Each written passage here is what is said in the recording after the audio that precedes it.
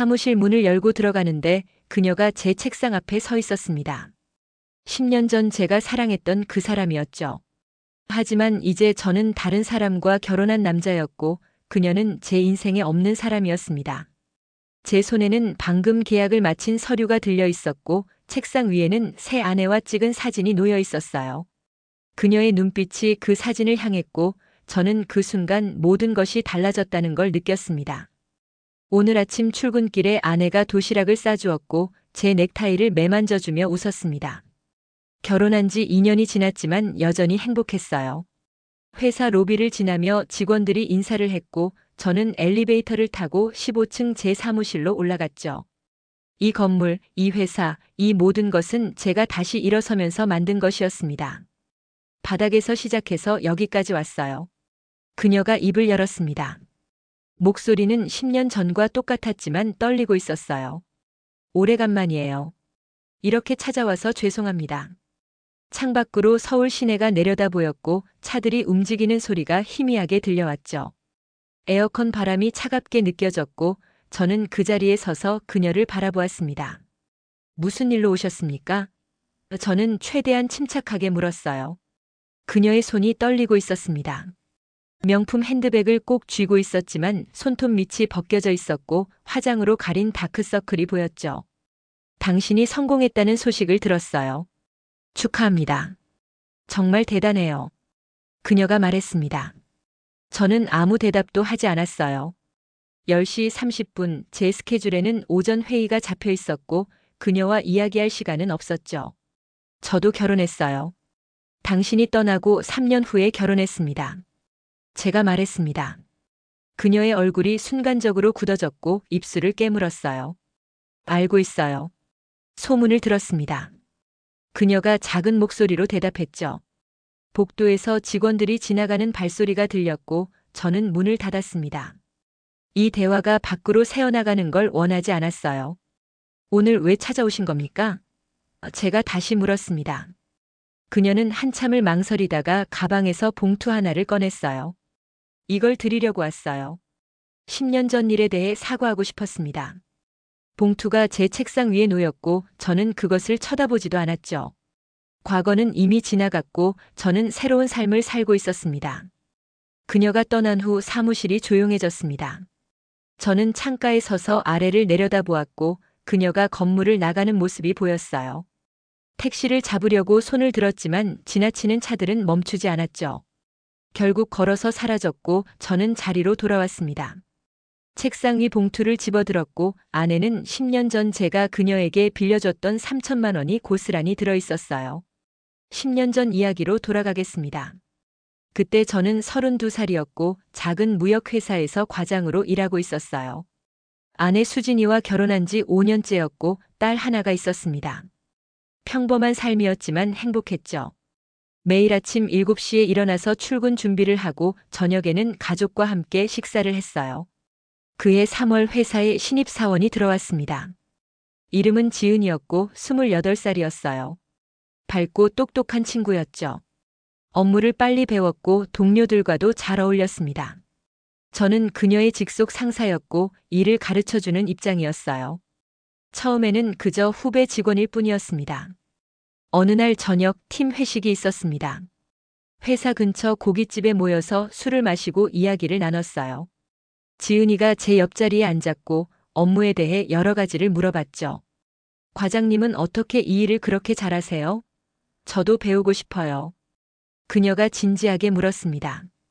저는 그저 경험이라고 시간이 지나면 자연스럽게 익숙해진다고 대답했어요. 회식이 끝나고 집에 돌아오니 11시가 넘었습니다.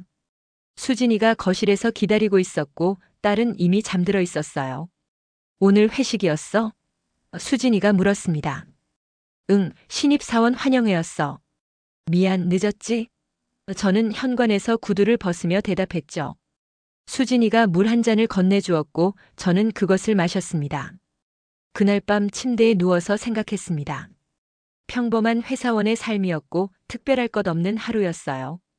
내일도 출근하고 일하고 퇴근할 것이고 그렇게 시간은 흘러갈 거라고 생각했죠. 수진이가 제 옆에서 자고 있었고 저는 그녀의 손을 잡았습니다. 결혼한 지 5년 여전히 사랑하는 아내였어요. 다음 주 월요일 출근하니 지은이가 제 책상 앞에서 기다리고 있었습니다. 과장님, 이번 프로젝트 자료 정리해 봤어요. 확인 부탁드립니다. 그녀가 파일을 건네주었고 저는 그것을 받았어요. 꼼꼼하게 정리되어 있었고 실수도 없었죠. 잘했네요. 이 정도면 클라이언트한테 보내도 되겠어요. 제가 말했습니다. 점심시간에 지은이가 제 자리로 왔습니다. 과장님, 혹시 점심 같이 드실래요? 업무 관련해서 여쭤볼 게 있어서요. 저는 잠시 망설였지만 업무 이야기라면 괜찮다고 생각했어요. 회사 근처 백반집으로 갔고 그곳에서 김치찌개를 시켰죠. TV에서는 뉴스가 나오고 있었고 다른 직장인들도 식사를 하고 있었습니다. 과장님은 어떻게 이 업계에 들어오셨어요? 지은이가 물었습니다. 저는 대학 졸업하고 바로 이 회사에 입사했다고 지금까지 10년 동안 다녔다고 대답했어요. 와, 정말 오래 다니셨네요. 회사 생활 힘들지 않으세요? 그녀가 다시 물었죠. 힘들죠. 하지만 가족을 위해서 버텨야죠. 저는 웃으며 대답했습니다. 점심을 먹고 회사로 돌아오는 길에 지은이가 말했습니다. 과장님 같은 사람이 진짜 멋있어요. 가족을 위해 열심히 일하시는 모습이요. 저는 그저 당연한 일이라고 가장이니까 그래야 한다고 대답했어요. 그날 오후 일을 하면서 저는 그 대화를 떠올렸습니다. 별 의미 없는 이야기였지만 왠지 마음 한구석이 따뜻해졌죠. 그렇게 한 달이 지났습니다. 지은이와 저는 자주 점심을 같이 먹었고 업무 이야기를 나눴어요. 그녀는 일을 정말 열심히 했고 배우려는 의지가 강했죠. 저는 좋은 후배를 만났다고 생각했습니다. 다른 의미는 없었어요. 그저 직장 동료일 뿐이었죠. 어느 금요일 저녁 팀 회식이 또 있었습니다. 이번에는 부서 실적이 좋아서 축하하는 자리였어요. 다들 기분이 좋았고 술도 많이 마셨죠. 저도 평소보다 많이 마셨고 지은이도 취한 것 같았습니다. 회식이 끝나고 다들 헤어질 때 지은이가 제게 말했어요. 과장님, 저 집이 이쪽 방향인데 같이 가도 될까요? 택시를 타고 가는데 지은이가 옆에 앉아 있었습니다. 차창 밖으로 서울 밤거리가 지나갔고 네온사인 불빛이 들어왔어요. 과장님, 저 요즘 고민이 있어요. 지은이가 갑자기 말했습니다. 무슨 고민인데? 제가 물었죠. 제가 좋아하는 사람이 있는데 그 사람은 저를 그냥 후배로만 생각하는 것 같아요. 그녀가 작은 목소리로 말했습니다. 그 순간 제 심장이 뛰기 시작했습니다. 설마 하는 생각이 들었고 동시에 안 된다는 생각도 들었어요. 그 사람이 누군데? 저는 조심스럽게 물었습니다. 지은이가 고개를 돌려 저를 바라봤고 그 눈빛에 모든 답이 있었죠. 과장님, 그녀가 말을 잇지 못했습니다. 택시가 신호등에 멈춰 섰고 주변이 조용해졌어요. 지은 씨, 나는 결혼한 사람입니다. 아내도 있고 딸도 있어요. 제가 단호하게 말했습니다. 지은이의 눈에 눈물이 고였고 고개를 돌렸어요. 알아요. 알지만 제 마음을 어떻게 해요? 매일 과장님을 보면서 어떻게 참아요? 그녀가 울먹이며 말했습니다. 저는 아무 말도 할 수 없었어요. 택시가 지은이 집 앞에 도착했습니다. 그녀가 내리면서 말했어요. 죄송합니다. 제가 선을 넘었네요. 내일부터는 조심할게요. 문이 닫히고 택시가 출발했죠. 저는 창밖을 보며 생각했습니다. 이건 잘못된 거라고 절대 이러면 안 된다고요. 집에 도착하니 수진이가 문을 열어줬고 저는 그녀를 안았습니다. 제 아내는 이 사람이었어요. 다음 주부터 상황이 이상해지기 시작했습니다. 지은이가 저를 피했고 업무 관련 이야기도 메신저로만 했어요. 점심도 혼자 먹었고 회의 시간에도 눈을 마주치지 않았죠. 저는 이게 맞다고 생각했습니다. 선을 지켜야 했고 이렇게 거리를 두는 게 맞았어요. 그런데 2주가 지나자 제 마음이 이상해졌습니다. 지은이가 보고 싶었고 그녀의 목소리가 듣고 싶었어요. 점심시간에 혼자 밥을 먹으면서 예전에 같이 먹던 게 생각났죠. 이건 아니라고 정신 차려야 한다고 스스로에게 말했습니다. 하지만 마음은 제 뜻대로 되지 않았어요. 어느 날 저녁 늦게까지 야근을 했습니다. 사무실에 사람이 거의 없었고 지은이도 자기 자리에서 일하고 있었어요. 밤 10시가 넘었고 배가 고팠죠. 지은 씨, 저녁 먹었어요? 제가 물었습니다. 아니요. 일이 밀려서요. 그녀가 모니터를 보며 대답했어요. 같이 먹을래요? 야근하면서 굶으면 안 되죠. 제가 말했습니다. 회사 근처 편의점에 갔습니다. 컵라면 2개를 사서 테이블에 앉았고 뜨거운 물을 부었어요. 형광등 불빛이 밝았고 밤 공기는 차가웠죠. 요즘 일이 많아 보이던데 힘들지 않아요? 제가 물었습니다. 괜찮아요. 바쁜 게 좋아요.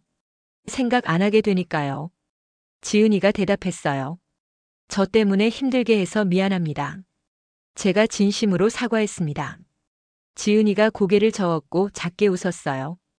과장님 잘못이 아니에요. 제가 멋대로 좋아한 거니까요. 제가 정리할게요. 컵라면을 먹으면서 우리는 일상적인 이야기를 나눴습니다. 날씨 이야기, 회사 이야기, 별 의미 없는 대화였죠. 하지만 그날 밤 편의점을 나서면서 지은이가 말했습니다. 과장님, 저 이번 달 말에 퇴사하기로 했어요. 저는 깜짝 놀랐고 그녀를 바라봤어요. 왜요? 갑자기 왜 그런 결정을 했어요? 이 상황이 저한테도 과장님한테도 좋지 않잖아요. 제가 떠나는 게 맞는 것 같아요. 그녀가 차분하게 말했습니다. 제 가슴이 무너지는 것 같았습니다. 지은이가 떠난다는 게 싫었고 동시에 이게 맞다는 것도 알았어요. 저는 아무 말도 하지 못했죠. 좋은 결정이에요. 새로운 곳에서 잘하실 거예요. 겨우 그렇게 말했습니다. 지은이가 고개를 끄덕였고 우리는 그렇게 헤어졌어요. 집에 돌아오니 수진이가 안방에서 자고 있었습니다. 딸도 옆에서 곤히 자고 있었고 저는 거실 소파에 앉았어요. TV를 켰지만 내용은 하나도 들어오지 않았죠. 지은이의 마지막 표정이 계속 떠올랐고 가슴이 답답했습니다. 이게 맞는 건가, 제가 뭘 하고 있는 건가 혼란스러웠어요. 다음 날 아침 수진이가 아침을 차려주었습니다. 된장찌개와 계란 후라이, 김치가 식탁에 놓였어요. 어제 야근했어? 늦게 들어왔던데. 수진이가 물었습니다. 응, 일이 좀 밀렸어. 저는 대충 대답했어요. 요즘 피곤해 보여. 일 너무 무리하지 마. 수진이가 걱정스럽게 말했죠. 회사에 출근하니 지은이가 이미 자리에 앉아 있었습니다. 평소처럼 일을 하고 있었고 저를 보자 가볍게 인사했어요. 안녕하세요, 과장님. 저도 인사를 받았고 제자리로 갔죠. 모든 게 평소와 똑같았지만 뭔가 달랐습니다. 공기가 무거웠고 숨쉬기가 힘들었어요. 점심시간에 지은이가 제자리로 왔습니다. 과장님, 퇴사 관련 서류 작성해야 하는데 도와주실 수 있으세요? 업무적인 목소리였고 표정도 담담했어요. 그래요. 오후에 시간 내서 같이 봅시다. 제가 대답했습니다. 그녀가 돌아갔고 저는 모니터를 멍하니 바라봤죠. 오후 3시 지은이와 회의실에 들어갔습니다. 퇴사 서류를 함께 작성했고 필요한 절차를 설명했어요. 이직하는 회사가 정해진 거예요? 제가 물었습니다. 네, 전혀 다른 업종이에요. 새로 시작하려고요. 그녀가 대답했죠. 잘 될 거예요. 지은 씨는 뭘 해도 잘할 사람이니까. 제가 진심으로 말했습니다. 서류 작성이 끝나고 지은이가 일어섰습니다. 문 앞에서 그녀가 돌아서며 말했어요. 과장님, 그동안 정말 감사했어요. 많이 배웠습니다. 나야말로 좋은 후배 만나서 즐거웠어요. 새로운 곳에서도 건강하고 행복하세요. 저는 웃으며 대답했습니다. 지은이가 고개를 숙여 인사했고 회의실 문이 닫혔어요. 그날 저녁 집에 돌아와서 수진이에게 말했습니다. 우리 팀 후배가 퇴사한대. 그래? 잘하던 후배 아니었어? 수진이가 물었어요. 응, 새로운 기회를 찾았다고 하더라고. 저는 담담하게 대답했습니다. 수진이가 제 얼굴을 보며 말했죠. 당신 요즘 표정이 안 좋아. 무슨 일 있어? 아니야. 그냥 일이 좀 힘들어서 그래. 저는 거짓말을 했습니다. 수진이가 제 손을 잡았고 따뜻했어요. 힘들면 말해. 나는 당신 아내잖아. 그녀가 웃으며 말했죠. 저는 고개를 끄덕였지만 말할 수 없었습니다. 제 마음속 혼란을 어떻게 설명할 수 있겠어요. 지은이의 마지막 출근일이 왔습니다. 2월 마지막 금요일이었고 퇴근 시간에 팀원들이 모여서 작은 송별회를 열었어요. 회사 근처 카페에서 케이크를 먹으며 이야기를 나눴죠. 지은 씨, 새로운 곳에서도 화이팅! 팀원들이 격려했고 지은이가 환하게 웃었습니다. 다들 정말 감사했어요. 여기서 일한 시간 잊지 않을게요. 송별회가 끝나고 사람들이 하나둘 떠났습니다. 마지막에 지은이와 저만 남았고 카페 밖 거리에 서 있었어요. 저녁 6시 퇴근 시간이라 사람들이 바삐 지나갔죠. 정말 마지막이네요. 지은이가 말했습니다. 그러게요. 앞으로 연락하고 지내요. 제가 어색하게 대답했어요. 과장님, 저 하나만 물어봐도 될까요?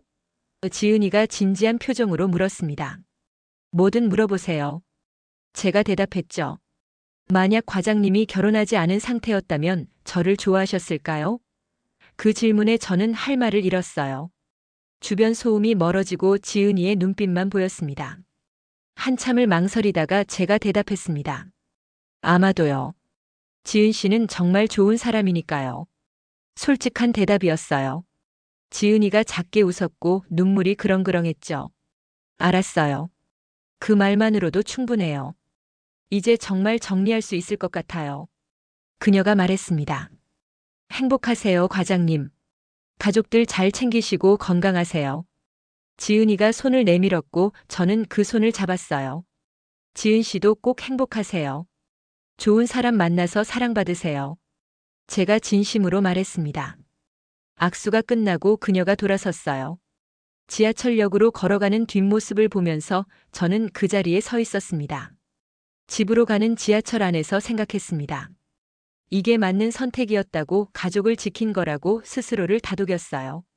하지만 가슴 한구석이 텅 비어버린 것 같았죠. 핸드폰에 지은이에게서 마지막 문자가 왔습니다. 감사했습니다. 행복하세요. 저는 답장을 쓰려다가 지웠어요. 이제 연락하지 않는 게 맞다고 생각했습니다. 그날 밤 집에 도착하니 수진이와 딸이 거실에서 TV를 보고 있었습니다. 아빠. 딸이 달려와 저를 안았고 저는 딸을 들어올렸어요. 오늘 유치원에서 뭐 했어? 그림 그렸어요. 우리 가족 그림. 딸이 신나게 말했죠. 수진이가 주방에서 저녁을 준비하고 있었고 집안에 따뜻한 냄새가 퍼졌습니다. 저녁을 먹으면서 가족들과 이야기를 나눴습니다. 수진이가 오늘 동네 마트에서 싸게 장을 봤다는 이야기, 딸이 유치원에서 친구와 놀았다는 이야기들이었어요. 평범한 일상이었고 소중한 시간이었죠. 제가 지켜야 할 것은 이것이었습니다. 이 가족, 이 사람들이었어요. 그런데 밤에 잠을 자려고 누웠을 때 지은이 생각이 났습니다. 그녀는 지금 뭘 하고 있을까, 집에 잘 도착했을까, 새로운 직장은 어떨까 궁금했어요. 고개를 저으며 생각을 떨쳐냈지만 쉽지 않았죠. 수진이가 옆에서 자고 있었고 저는 천장을 바라봤습니다. 다음 주 월요일 출근하니 지은이 자리가 비어 있었습니다. 새로운 직원이 그 자리에 앉을 거라고 했고 다음 주부터 출근한다고 했어요. 저는 평소처럼 일을 했습니다. 회의하고 서류 작성하고 이메일 답장하고요. 모든 게 똑같았지만 뭔가 허전했어요. 점심시간에 혼자 회사 근처를 걸었습니다. 예전에 지은이와 자주 가던 백반집 앞을 지나쳤고 안으로 들어가지 않았어요. 편의점에서 삼각김밥을 사서 한강공원 벤치에 앉았죠. 강물이 흘러가고 사람들이 산책을 했습니다. 저는 그저 앉아서 김밥을 먹었어요. 그날 오후 수진이에게서 전화가 왔습니다. 여보, 저녁에 일찍 들어올 수 있어? 병원 갔다 왔는데 할 얘기가 있어. 목소리가 떨리고 있었고 저는 불안해졌어요. 무슨 일이야? 어디 아파? 아니야. 좋은 얘기야. 그냥 일찍 와줘. 수진이가 말했습니다. 퇴근하고 집으로 달려갔습니다. 현관문을 열고 들어가니 수진이가 거실 소파에 앉아 있었고 손에 작은 종이를 들고 있었어요. 무슨 일이야? 제가 다급하게 물었습니다. 수진이가 저를 보며 환하게 웃었고 그 종이를 제게 건넸죠. 우리 둘째 생겼어. 임신 확인서였습니다. 제 머릿속이 하얘졌습니다. 둘째라니, 지금 이 시기예요. 수진이를 안았고 그녀도 저를 꽉 껴안았어요. 정말? 진짜야? 제가 물었습니다. 응. 병원에서 확인했어. 6줄에. 수진이가 기쁜 목소리로 말했죠. 저는 그 순간 모든 혼란이 사라지는 걸 느꼈습니다. 제 인생에서 가장 중요한 게 뭔지 깨달았어요. 그날 밤 딸에게 동생이 생긴다고 말했습니다. 진짜요? 나 언니 돼요? 딸이 신나서 뛰어다녔고 수진이와 저는 웃었어요. 온 가족이 거실에 모여 앉아 이야기를 나눴죠. 아기 이름은 뭘로 지을지, 어떤 방을 아기 방으로 쓸지 설레는 이야기들이었습니다. 이게 제 인생이었고 제 행복이었어요. 다음 날부터 저는 달라졌습니다. 일찍 퇴근하려고 노력했고 주말에는 가족과 시간을 보냈어요. 수진이 배가 점점 불러오는 걸 보면서 아빠가 된다는 실감이 났죠. 지은이 생각은 여전히 가끔 났지만 그게 전부가 아니라는 걸 알았습니다. 저에겐 지켜야 할 가족이 있었어요. 임신 5개월째 병원에서 아들이라는 걸 알았습니다. 딸과 아들을 둔 아빠가 되는 거였어요. 수진이가 행복해했고 딸도 남동생이 생긴다며 좋아했죠. 이제 우리 완벽한 가족이네. 수진이가 제 손을 잡으며 말했습니다. 그러게. 정말 행복해. 저는 진심으로 대답했어요. 하지만 그해 가을 모든 게 무너졌습니다. 임신 7개월째인 어느 날 회사에 있는데 수진이 어머니에게서 전화가 왔어요. 사위, 빨리 병원으로 와. 수진이가 쓰러졌어. 목소리가 떨리고 있었습니다. 저는 택시를 타고 병원으로 달려갔고 응급실 앞에 장모님이 울고 계셨어요. 무슨 일이에요? 수진이는요? 제가 다급하게 물었습니다. 모르겠어. 갑자기 쓰러졌다고 119가 데려왔어. 장모님이 눈물을 흘리며 말했죠. 의사가 나왔고 저희를 상담실로 데려갔습니다. 보호자분이시죠? 환자분이 뇌출혈로 쓰러지셨습니다. 지금 수술 중입니다. 수술실 앞에서 기다렸습니다. 3시간, 4시간이 지났고 해가 졌어요. 장모님은 복도 의자에 앉아 기도하고 계셨고 저는 벽에 기대서 있었죠. 딸은 이웃집에 맡겼고 빨리 엄마 보고 싶다고 울었습니다. 괜찮아. 엄마 곧 좋아지실 거야. 제가 전화로 달래며 말했어요. 밤 10시가 넘어서 수술실 문이 열렸습니다. 의사가 나왔고 표정이 어두웠어요. 수술은 마쳤습니다. 하지만 상태가 좋지 않습니다. 일단 중환자실로 옮기겠습니다. 그 말에 장모님이 주저앉았고 저는 의사를 붙잡았죠. 아기는요? 뱃속 아기는 괜찮아요? 제가 떨리는 목소리로 물었습니다. 아기는 무사합니다. 하지만 산모의 상태가 위중해서 언제 깨어날지 모르겠습니다. 의사가 조심스럽게 말했어요. 저는 그 자리에 멈춰 섰고 다리에 힘이 풀렸습니다. 수진이를 잃을 수도 있다는 생각에 숨이 막혔어요. 중환자실 유리창 너머로 수진이가 보였고 온몸에 선이 연결되어 있었죠. 다음 날부터 저는 병원과 집을 오갔습니다. 딸을 학교에 보내고 회사 갔다가 저녁에 병원에 가서 수진이를 봤어요. 중환자실이라 면회 시간이 정해져 있었고 하루에 10분만 볼 수 있었죠. 여보, 나야. 일어나. 제발. 매일 같은 말을 했지만 수진이는 눈을 뜨지 않았습니다. 일주일이 지났고 2주일이 지났습니다. 의사는 뇌 손상이 심각하다고 의식을 되찾을 가능성이 낮다고 말했어요. 하지만 아기는 계속 자라고 있습니다. 이달 말이면 출산 예정일입니다. 의사가 덧붙였죠. 저는 무슨 말을 해야 할지 몰랐습니다. 아내는 의식이 없는데 아기는 자라고 있다니요. 출산 예정일이 다가왔습니다. 의사들이 회의를 했고 제왕절개로 아기를 먼저 꺼내기로 결정했어요. 산모의 상태를 고려하면 이게 최선입니다. 동의하시겠습니까? 제게 물었습니다. 저는 고개를 끄덕였고 동의서에 서명했어요.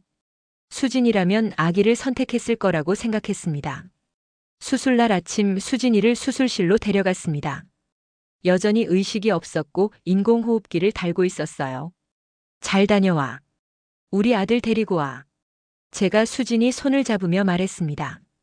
수술실 문이 닫혔고 저는 밖에서 기다렸죠. 2시간 후 아기 우는 소리가 들렸고 간호사가 나왔습니다. 축하드립니다.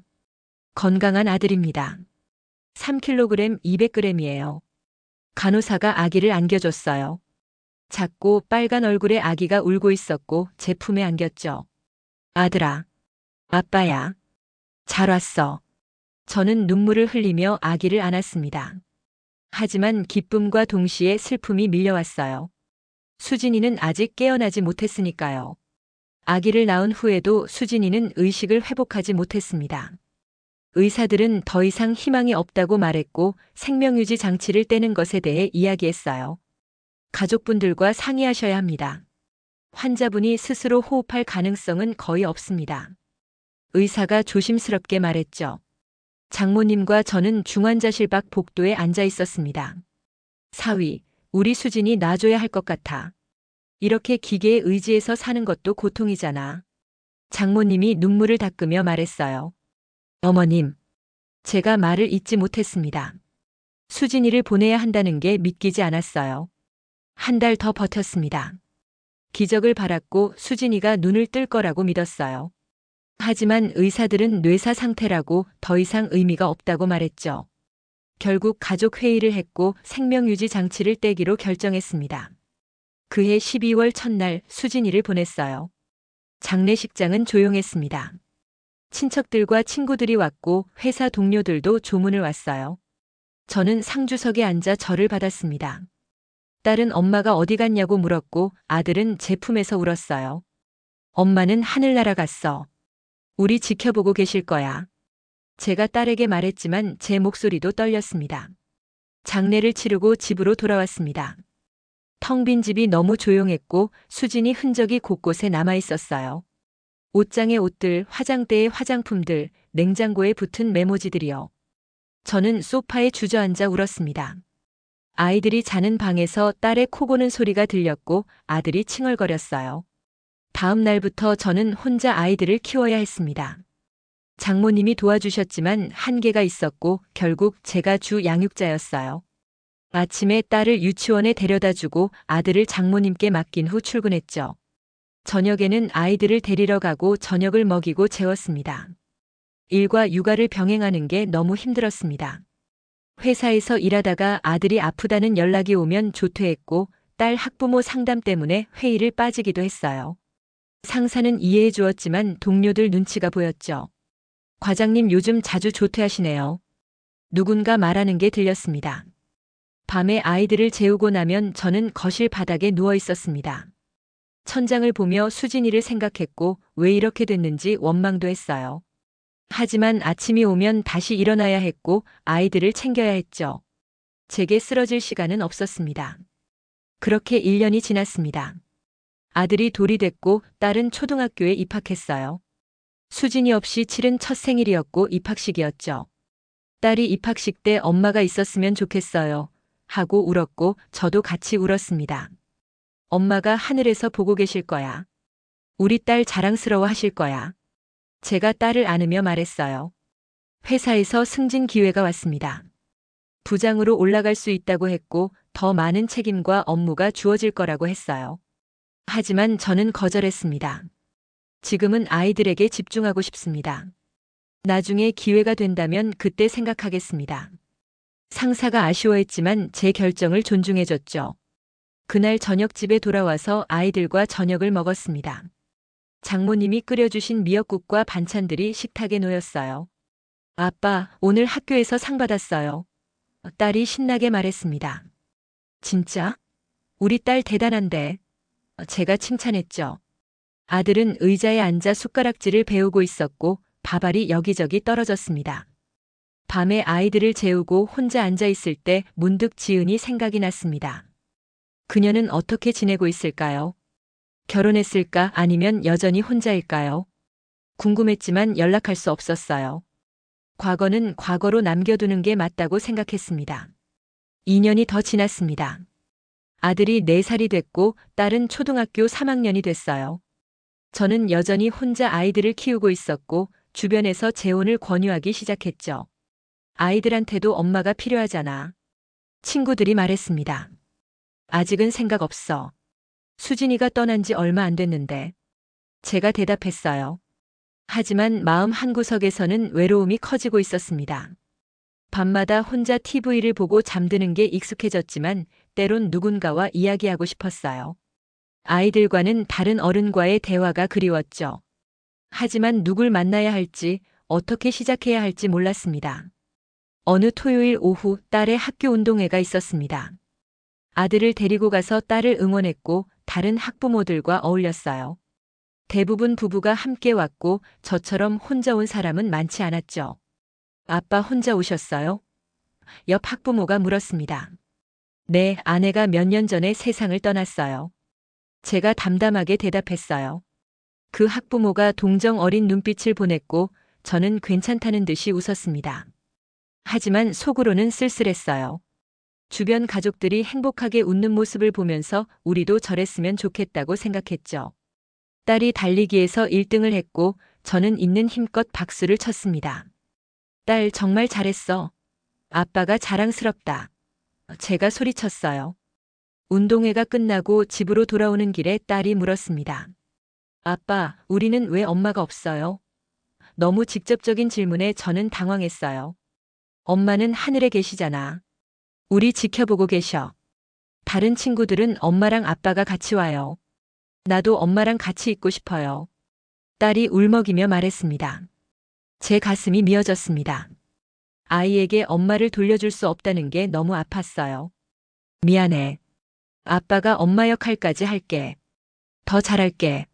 제가 딸을 안으며 말했습니다. 딸이 제 품에서 울었고 아들도 따라서 울었어요. 우리는 길 한가운데 서서 셋이 안고 울었습니다. 그날 밤 아이들을 재우고 장모님께 전화를 드렸습니다. 어머님, 저 재혼에 대해 생각해 보려고 해요. 제가 조심스럽게 말했어요. 그래, 그래야지. 아이들도 엄마가 필요하고 너도 혼자는 힘들잖아. 수진이도 하늘에서 이해할 거야. 장모님이 말했습니다. 다음 주에 친구가 소개팅을 주선해줬습니다. 괜찮은 사람이야. 나이도 비슷하고 착해. 친구가 말했어요. 저는 어색했지만 만나보기로 했죠. 강남의 한 카페에서 만났고 그녀는 시간에 맞춰왔습니다. 안녕하세요. 김민지라고 해요. 그녀가 손을 내밀었어요. 민지 씨는 38살이었고 초등학교 교사였습니다. 한 번 결혼했다가 이혼했고 아이는 없다고 했어요. 저는 아이가 둘 있습니다. 딸이 9살이고 아들이 4살이에요. 제가 솔직하게 말했습니다. 알고 있어요. 친구한테 들었어요. 괜찮아요. 민지 씨가 웃으며 대답했죠. 2시간 동안 이야기를 나눴습니다. 민지 씨는 편안한 사람이었고 아이들 이야기를 들어주었어요. 힘드시겠어요. 혼자 두 아이를 키운다는 게. 그렇죠. 하지만 제 아이들이니까요. 제가 대답했습니다. 민지 씨가 고개를 끄덕였고 따뜻한 눈빛을 보냈어요. 소개팅 이후 몇 번 더 만났습니다. 영화도 보고 식사도 했고 점점 편해졌어요. 민지 씨는 아이들을 만나고 싶다고 했고 저는 조심스럽게 소개했죠. 주말에 놀이공원에 함께 갔고 민지 씨가 딸과 아들을 잘 챙겨줬습니다. 언니 누구예요? 딸이 물었어요. 아빠 친구야. 제가 대답했습니다. 그날 저녁 딸이 말했습니다. 아빠, 오늘 언니 좋았어요. 다음에 또 만날 수 있어요? 그래. 좋아했구나. 제가 웃으며 물었어요. 네. 언니가 나한테 선물도 사주고 재미있게 놀아줬어요. 딸이 신나게 말했죠. 저는 안도했고 민지 씨에게 감사했습니다. 석 달 후 민지 씨에게 프러포즈를 했습니다. 제 인생이 완벽하지 않고 아이 둘이 있지만 저와 결혼해 주시겠습니까? 한강공원 벤치에 앉아서 반지를 꺼냈어요. 민지 씨가 눈물을 흘리며 고개를 끄덕였습니다. 네. 당신과 아이들과 함께 가족이 되고 싶어요. 그녀가 대답했죠. 결혼식은 조촐하게 치렀습니다. 양가 가족과 가까운 친구들만 초대했고 딸과 아들이 화동과 화랑으로 섰어요. 수진이 사진을 식장 한쪽에 놓았고 저는 그 앞에서 묵념했죠. 수진아, 미안해. 하지만 아이들을 위해서야. 이해해줘. 마음속으로 말했습니다. 신혼여행은 가지 않았습니다. 아이들을 두고 갈 수 없었고 민지 씨도 이해해줬어요. 대신 주말에 가족여행을 갔고 제주도에서 4일을 보냈죠. 딸과 아들이 바다에서 놀았고 민지 씨가 같이 놀아줬습니다. 엄마, 저것 좀 봐요. 딸이 민지 씨를 엄마라고 불렀고 민지 씨가 환하게 웃었어요. 재혼 후 삶이 안정되기 시작했습니다. 민지 씨가 아이들을 챙겨주고 집안일도 나눠서 했어요. 저는 회사 일에 더 집중할 수 있었고 늦은 승진도 받았죠. 부장이 되었고 연봉도 올랐습니다. 축하해요.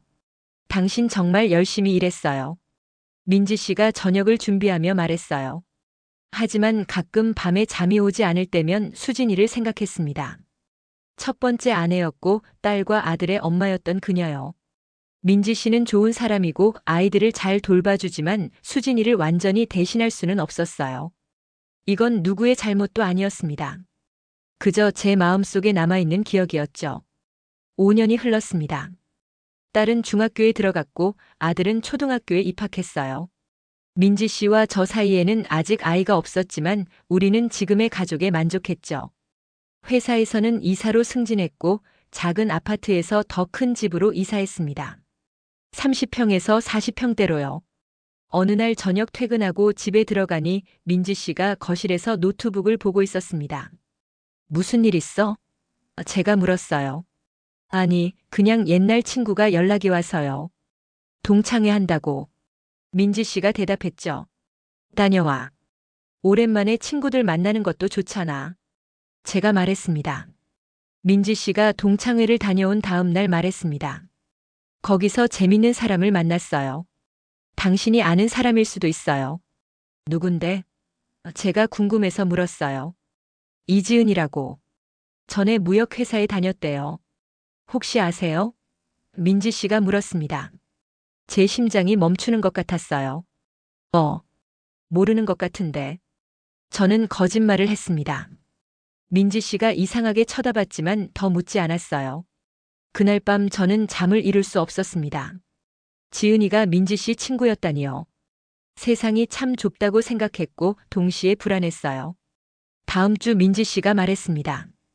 지은이가 집에 놀러 오고 싶대요. 괜찮죠? 제가 거절할 이유가 없었고 억지로 웃으며 대답했어요. 그래, 좋지. 토요일 오후 3시에 지은이가 왔습니다. 인터폰이 울렸고 민지 씨가 문을 열었어요. 어서 와. 민지 씨가 반갑게 맞이했죠. 거실로 들어온 지은이와 눈이 마주쳤습니다. 그녀도 깜짝 놀란 표정이었고 저도 당황했어요. 저 안녕하세요. 지은이가 어색하게 인사했습니다. 안녕하세요. 민지 남편입니다. 제가 최대한 침착하게 대답했죠. 민지 씨는 우리 사이 이상한 분위기를 눈치채지 못한 것 같았어요. 거실 소파에 앉아서 이야기를 나눴습니다. 지은이는 지난 10년 동안 결혼도 하고 이혼도 했다고 했어요. 지금은 혼자 살면서 자영업을 한다고 했죠. 힘들지 않아요? 민지 씨가 물었습니다. 처음엔 힘들었는데 이제 괜찮아요. 혼자가 편할 때도 있더라고요.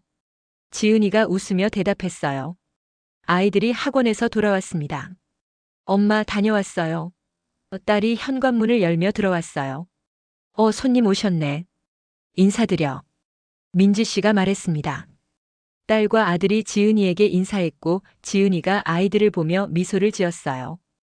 애들 정말 예쁘게 컸네요. 지은이가 말했습니다. 저녁 시간이 되어 지은이가 일어났습니다. 이만 가볼게요. 오늘 즐거웠어요. 벌써? 저녁이나 먹고 가지. 민지 씨가 만류했지만 지은이는 약속이 있다며 거절했어요. 현관까지 배웅하러 갔고 문 앞에서 지은이가 저를 잠깐 쳐다봤습니다. 눈빛에 복잡한 감정이 담겨 있었어요. 지은이가 떠나고 민지 씨가 말했습니다.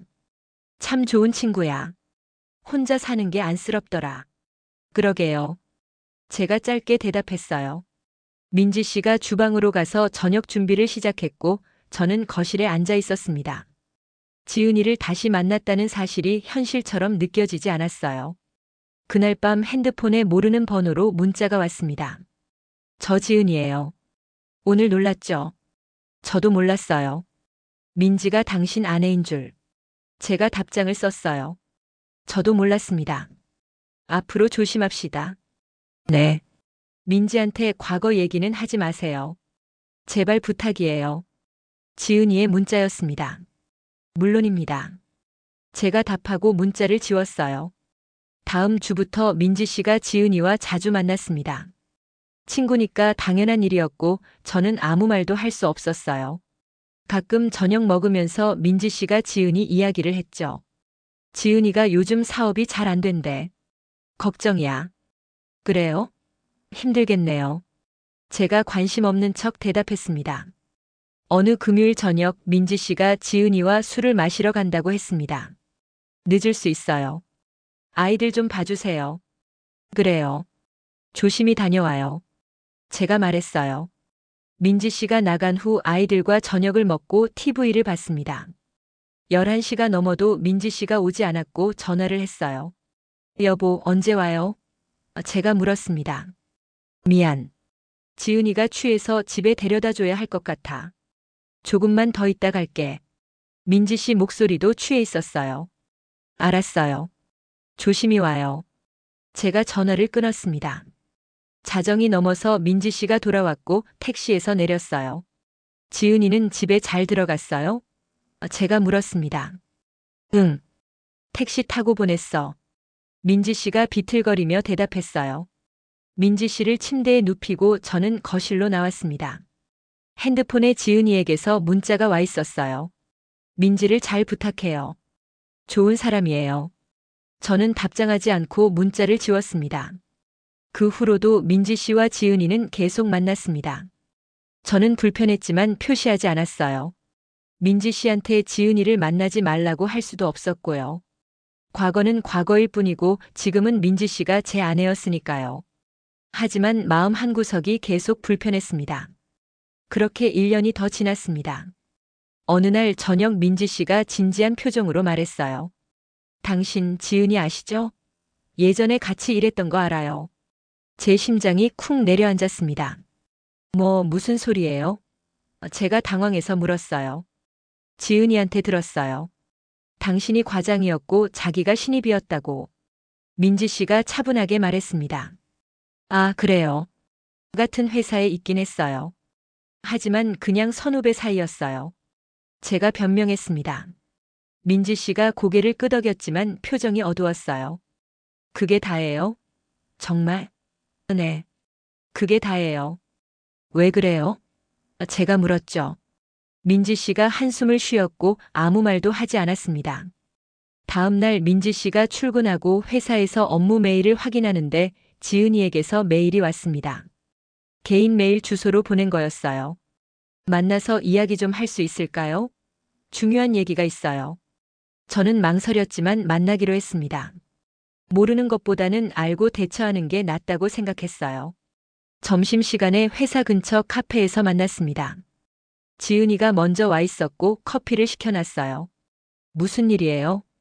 제가 앉으며 물었습니다. 미안해요. 민지한테 과거 얘기한 거. 지은이가 고개를 숙이며 말했어요. 왜 말한 거예요? 비밀로 하기로 했잖아요. 제가 따졌습니다. 취해서 그만. 제 감정을 주체할 수 없었어요. 미안해요. 지은이가 눈물을 글썽이며 말했습니다. 민지 씨가 뭐라고 했어요? 제가 물었어요. 별로 화내진 않았어요. 하지만 당신을 의심하는 것 같아요. 제가 더 자세한 얘기는 안 했어요. 그냥 같은 회사 다녔다는 것만 말했어요. 지은이가 대답했죠. 앞으로는 민지 씨 만나지 마세요. 이렇게 되면 안 돼요. 제가 단호하게 말했습니다. 지은이가 고개를 끄덕였어요. 알아요. 제가 물러날게요. 민지한테는 제가 이사 간다고 할게요. 고마워요. 제발 부탁이에요. 제가 간청했습니다. 지은이와 헤어지고 회사로 돌아가는데 마음이 무거웠어요. 그날 저녁 집에 일찍 들어갔습니다. 민지 씨가 주방에서 저녁을 준비하고 있었고 아이들은 방에서 공부하고 있었어요. 일찍 왔네요. 민지 씨가 돌아보며 말했습니다. 응. 오늘 일찍 끝났어. 제가 대답했어요. 민지 씨의 표정이 평소와 달랐고 뭔가 생각하는 것 같았습니다. 저녁을 먹으면서 민지 씨가 말했습니다. 지은이가 부산으로 이사 간대요. 거기서 새로 시작한다고. 그래요? 갑자기요? 제가 모르는 척 물었어요. 응. 서울에서는 잘 안 되나 봐. 새로운 기회를 찾는다고 하더라고. 민지 씨가 아쉬운 표정으로 말했죠. 좋은 친구인데 아쉽겠네요. 제가 말했습니다. 당신 지은이 좋아했죠? 민지 씨가 갑자기 물었습니다. 숟가락을 든 제 손이 멈췄고 딸과 아들이 저를 쳐다봤어요. 무슨 소리예요? 아이들 앞에서 그런 말하지 마세요. 제가 당황해서 말했습니다. 아이들 방으로 들어가 있어. 민지 씨가 딸과 아들에게 말했고 아이들이 방으로 들어갔어요. 솔직하게 말해요. 나도 여자인데 눈빛 보면 알아요. 지은이가 당신을 보는 눈빛, 당신이 지은이를 피하는 태도. 민지 씨가 테이블에 손을 짚으며 말했습니다. 저는 할 말을 잃었고 한참을 침묵했어요. 과거에 잠깐 감정이 있었어요. 하지만 아무 일도 없었고 제가 정리했어요. 그게 다예요. 제가 솔직하게 말했습니다. 민지 씨가 눈물을 흘렸습니다. 언제부터였어요? 수진이랑 결혼했을 때요. 그래서 아무 일도 안 한 거예요. 지은이가 퇴사했고 그 후로 만난 적도 없었어요. 당신 만나기 전까지는요. 제가 설명했어요. 민지 씨가 고개를 숙였고 눈물이 식탁에 떨어졌죠. 미안해요. 하지만 저는 당신을 선택했고 당신과 결혼했어요. 지은이는 이제 부산으로 가고 우리는 앞으로 만날 일도 없을 거예요. 제가 민지 씨 손을 잡으며 말했습니다. 민지 씨가 손을 빼지 않았고 저를 바라봤어요. 앞으로도 숨기는 거 없어요? 나는 당신을 믿고 싶어요. 민지 씨가 떨리는 목소리로 말했습니다. 없어요. 다 말했어요. 제발 믿어줘요. 제가 간청했습니다. 민지 씨가 고개를 끄덕였고 눈물을 닦았어요. 알았어요. 믿을게요. 하지만 다시는 이런 일 없어야 해요. 약속해요. 당신과 아이들이 제 전부예요. 제가 진심으로 말했습니다. 그날 밤 우리는 아무 말 없이 잠들었고 공기가 무거웠어요. 지은이가 부산으로 떠났습니다. 민지 씨가 배웅을 갖고 저는 회사에 있었어요. 저녁에 민지 씨가 돌아와서 말했습니다. 지은이 잘 보냈어. 거기서 행복했으면 좋겠어. 그럴 거예요. 제가 대답했습니다. 민지 씨가 제 손을 잡았고 웃었어요. 우리 이제 진짜 새로 시작하자. 그래요. 사랑해요. 제가 민지 씨를 안았습니다. 그 후로 3년이 지났습니다. 딸은 고등학생이 됐고 아들은 사춘기에 접어들었어요. 민지 씨와 저는 예전보다 더 가까워졌고 서로를 이해하게 됐죠. 회사에서는 상무로 승진했고 연봉도 크게 올랐습니다. 50평대 아파트로 이사했고 차도 바꿨어요. 어느 날 회사 로비에서 우연히 누군가와 마주쳤습니다. 10년 전 그 사람 지은이었어요. 서울에 일이 있어서 왔다고 했고 제 회사 근처를 지나다가 들렀다고 했죠. 오래간만이에요. 지은이가 말했습니다. 그러게요. 잘 지내셨어요? 제가 물었어요. 잘 지내요. 부산에서 카페를 운영하고 있어요. 작지만 안정적이에요. 지은이가 웃으며 대답했습니다. 다행이네요. 행복하시길 바래요. 제가 진심으로 말했어요. 당신도요. 민지 언니 잘 계시죠? 네. 잘 지내요. 가족 모두 건강해요. 제가 대답했습니다. 우리는 그렇게 짧게 인사하고 헤어졌습니다. 지은이가 돌아서서 걸어가는 뒷모습을 보면서 생각했어요. 만약 그때 다른 선택을 했다면 어땠을까요? 하지만 후회는 없었습니다. 저는 제 선택에 만족했고 지금의 삶이 좋았어요. 저녁에 집에 돌아와서 민지 씨에게 말했습니다. 오늘 지은이 봤어요. 회사 근처에서 우연히. 민지 씨가 놀란 표정을 지었고 물었어요. 그래요? 어떻게 지내나 봐요? 잘 지낸대요. 카페 운영한다고 하더라고요. 제가 대답했습니다. 다행이네요. 좋은 사람인데 행복했으면 좋겠어요. 민지 씨가 말했죠. 그날 밤 침대에 누워서 생각했습니다. 인생은 선택의 연속이고 저는 제 선택을 후회하지 않는다고요. 수진이와의 첫 결혼, 그녀를 잃은 슬픔, 민지 씨와의 재혼, 모든 게 제 인생의 일부였어요. 완벽하지 않지만 의미 있는 삶이었죠.